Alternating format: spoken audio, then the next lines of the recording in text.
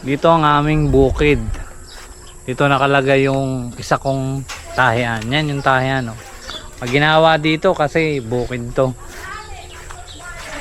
Dito kinakat yung mga, dito ang cutting area. Yan, mga stock na canvas. Yan yung itsura ng tahian. Oh, okay. Yan, nandiyan mga stock. Ito ang cutting area. Pagkakat dito, edging, then dadalhin Manila. Ano, haba ng tabasan.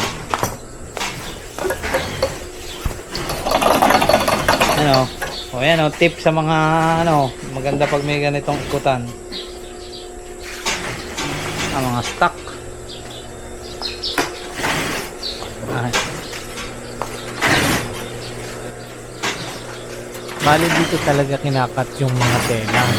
Tapos every week dinadala na lang sa Manila. Para tahin na lang tayo doon. Yung mga mananahi din naman ako dito.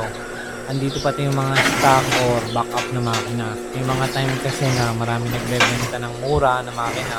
So binibili ko na lang para hindi natetengga yung mga mananahi ko.